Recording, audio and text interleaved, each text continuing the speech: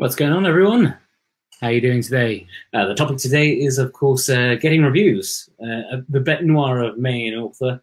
But we've got an expert today, Debbie Drum, who's going to be showing us some of the tricks or some of the tools and methods she uses to help folks get reviews. And we're also going to talk about the importance of reviews in your life as an author.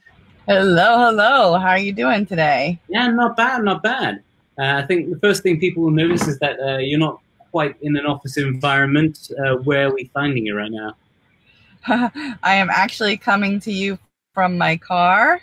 Thankfully, the mobile office comes with me everywhere, and I'm literally mobile today.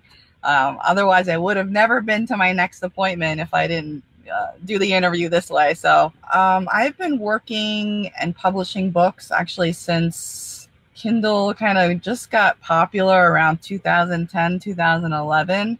I was working a full-time job at the time, and I realized the power of book publishing right away because I actually started publishing a book a week, and I had never made money online before. I just learned, I took a course, I learned how to publish a book, and I was actually making money. And I'm like, oh my God, every time like a $4.29 royalty hit my account, I was like going out for steak dinners because I just couldn't believe that it really wasn't that hard to put valuable content out there in the world and start to make money. So the more successful I got at doing this for myself, I come from my background is sales. And so I was like, ooh, now I have to go and kind of teach this to other people. And that's how this world opened up. I was actually one of the pioneers in teaching people how to publish to other platforms other than Amazon. I'm actually coming out with a course now, again, years later. I think that course was published in like 2011. And I'm coming out with a course now because there's so much opportunity to publish your content, the same exact content that you have on Amazon. If it's not on KDP Select, of course, you can publish that content anywhere you want to get sales, get leads, get subscribers into your business. So that's kind of what I'm focusing on right now. Cool. Awesome.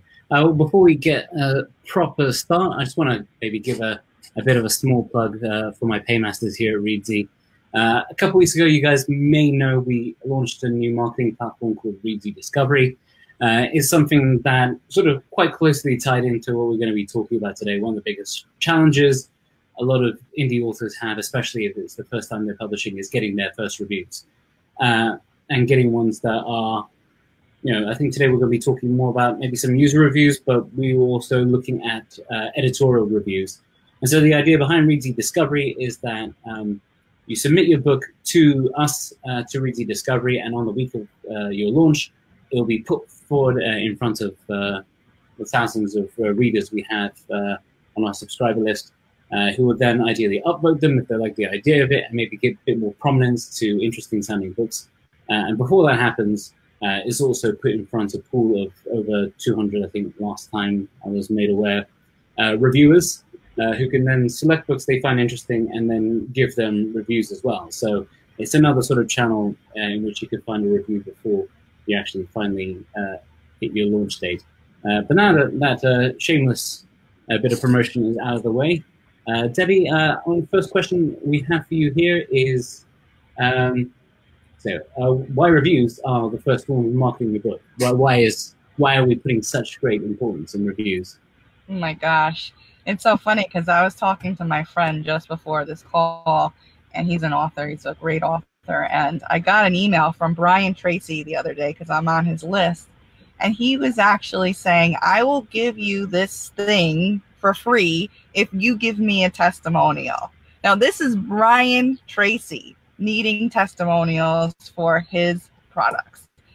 That means that it's important for every single one of us to get, if you want to sell anything online, not just a book, if it's a product or a service, reviews and testimonials are a significant and crucial component of that sales process.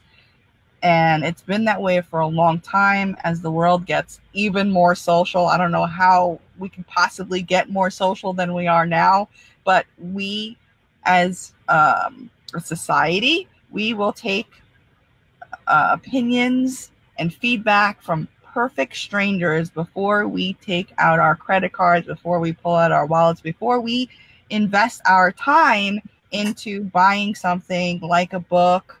Like, think about when your process and when you buy something like on Amazon, whether it's a book or a product, or before you even watch something on Netflix, you're probably getting a recommendation from somebody. And that is why, think about your process in publishing your book, how much time you spent, how much money you've spent, how much little details you've gone through with the editing process, and no, change this color to this color on the cover. You've gone so much energy into your book. Now, when you actually publish it, that is, oh, my car is about to turn off. That is, your job isn't done yet. Right? Your job next is to start getting that social proof that you need to actually say, yes, this is the credibility behind my book, so buy it, because all these other people are saying, and giving me that thumbs up. So so that gives people the go ahead, the green light to invest in your book.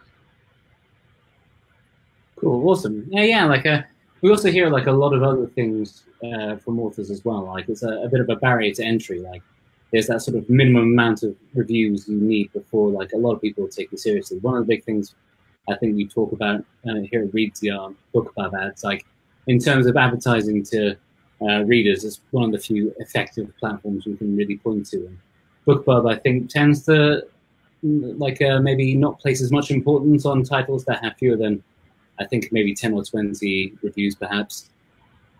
Well, yeah, and think about it too, because like from an author's point of view, right, and the limited funds that a lot of us have, why would we invest in advertising if we don't have any reviews to begin with? If that's a significant importance of book sales, and we're running around with our advertisements in all these places with no social proof, we're pretty much just throwing our money out the window.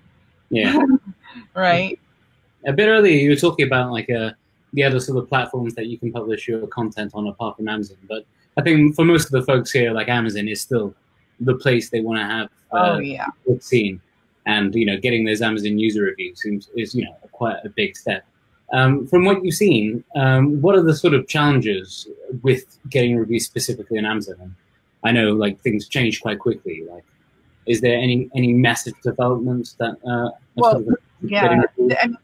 It's always been a challenge, and it's always been a struggle, because when you're an author, especially if you're not a well-known author and you don't have much of a following, you have to make some effort into getting those reviews. You're not just going to publish a book and get reviews. It just doesn't happen unless you really have like a ton of publicity behind your book, or unless somebody, endorses you, like somebody huge like Oprah or, Tony Robbins. If you need that affiliation to make that jump to get that publicity. So if you're just a normal person and you published a book and you did something right, whereas you provided really, really, really great, high valuable content inside of your book, you need to make some kind of effort into getting those initial reviews, because then you'll get those initial sales. And then the thing that you should be doing in every single book that you have, if you don't have this inside of your book, I would recommend you, not right now, unpublishing your book and putting this in, is asking for people to write you a review. That's how you get organic reviews. You ask people inside of your book, because people in general, especially if they have a good experience with your product, they're not going to go ahead and just organically write you a review. If you think about it, most people write reviews when they have like a negative experience. Like, that's when it's unsolicited. But if you say something like inside of your book, you say, hey, I would greatly appreciate your feedback. I'm always listening to my readers, and I would love for you to write a review, and then you link to wherever you want them to write their review. That's going to prompt that reader to write your review. Another thing that will prompt the reader is if you have somehow had the ability to get that person on your list, and then you can prompt the reader that way too. I see that you haven't left me a review. I would love for you to do that. This is what encourages me to write. This is what inspires me, and be genuine in your request. But if you don't ask, you don't get. Okay. So that's one of the things that you could do, the kind of hands-off method of getting reviews. But that's about it. That's the only thing that's hands-off about getting reviews. You're going to have to make some effort, and in the beginning you're going to have to kind of use your resources, what I call your close resources, and then like your warm network. Would you like me to kind of explain what those are? Oh, please, yeah, a little bit more. Actually, first of all, maybe we had a question about this. With the actual sort of call to action, the asking for a review or the request to join your mailing list. Where in a book would you normally put that? Right at the end, or is it best to front load that? Yeah, here's a trick or a tip. So if it's a nonfiction book, and we're self-publishers, right? So we can kind of really do whatever we want. We can do unconventional things. We can even request a review right in the beginning of the book. You can leave a golden nugget and then say, hey, I know that you're maybe a quarter of the way through. Would you like to leave me a review? Because I've written reviews just based on like a page of somebody's book. Then that's how good it was. I'm like, you got to buy this book because it's already good and I'm already, just a couple pages in, right? Then I would definitely request the review at the end of the book as well, because obviously that's when the person finishes it. And what you want to do is, when it's a digital version, you can't do this in the print version, but if it's the digital version, you say to swipe right or swipe left. Actually, it's that way. Swipe left and write me a review, because when you're reading it on a Kindle app on your phone, the very last page, if you swipe it, Amazon actually asks the reader to write a review. So you don't have to send them anywhere. You can just tell them to swipe, and then they'll get prompted to write the review right then and there. Okay. Unfortunately, you can't incentivize reviews. You can't do anything like that, but you can certainly request it. So yeah, going back to what you were saying about having your own set of warm leads, was it? Yes. Okay. So this is the very first. If you're like, oh my God, I have no idea who to ask for a review, you're obviously you want to use your close network and then your warm network. Okay. So your close network is your family and your friends. You have to kind of be careful with this, because you can't abuse this, and you can't be like asking your mom and your dad and your brother and your sister, and if they live in under one household, Amazon's going to catch on to this. Trust me, every single trick in the book authors have tried, and Amazon knows them. So this is, as long as you use real people to say, hey, can I get some feedback, and just get 4 or 5 of your close friends and family members to actually read and write a review for you. So that's like the very your close network. But again, you have to be careful with this, because you don't want to reach out to the wrong people and then Amazon just removes the reviews anyway, right? And then you hit your warm network, and your warm network are the folks that you've connected with on social media. Hopefully you're on social media by now. Hopefully you're comfortably in some kind of group by now, whether it's on LinkedIn, whether it's on Facebook, whether it's here or there. You're hanging out somewhere as an author. And this is where you also want to reach out. Now, you cannot do review swaps anymore. Those don't work. You review my book, I'll review your book. We used to do them as authors all the time. Amazon has caught on to that, and that is a no-no, because they have algorithms, they have ways to kind of track that. they also freakishly have ways to track their algorithm is getting a lot smarter. So I don't want to talk too much about this and don't want to get too much in the weeds, but I have suspicions about even the street teams that are all reviewing each other's stuff, because like, let's say you have person A and they reviewed a book on organic gardens, and then they reviewed a book on, oh, I don't know, bodybuilding. And then you have this whole network of people just reviewing each other's books. They're going to kind of catch on to that as well. So you have to be careful with the street team stuff as well. Okay. So that's your close network, and that's your warm network. Reach out. So between those two groups already, you should be able to get a handful of reviews to start with. Yeah. So like, yeah, before you sort of do a launch, I guess like there's plenty of stuff you can always do to start building that list, so you do have that warm network beyond just, I suppose, forums and such. Like, have you found it quite useful for people to actually start building their list before a book has come out, or is that quite tough without actual content to push their way? You can definitely start building a list. Your content in your book is just content in a book. You can take nuggets out of that book and start to build your list, start to hype your stuff up. And what I love to, and especially because we live in this social media world, like when I'm working on a project or a product, whatever, I usually show people action shots of me like working on a product, and I'm working on my next book, or I'm working on this. And then you just get a lot of hype around your book. Your book should never start being marketed when you publish it. It should always start maybe even before you even write a word of that book. Yeah. Cool. Yeah. So I guess the big question on everyone's lips is how do you get some reviews? If they're starting today and they've got their launch maybe coming in a few weeks, how can they actually get these book reviews, and ideally fast? Well, yeah, I mean, before the most successful author these days has everything on a timeline, right? Everything is planned out.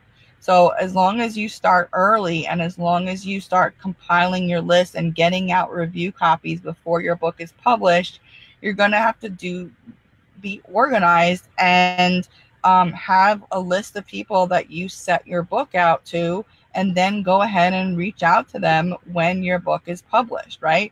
Because we can't, unfortunately, the reviews can't be published until your actual book is published. That's the rule that Amazon has. So we have to kind of follow it.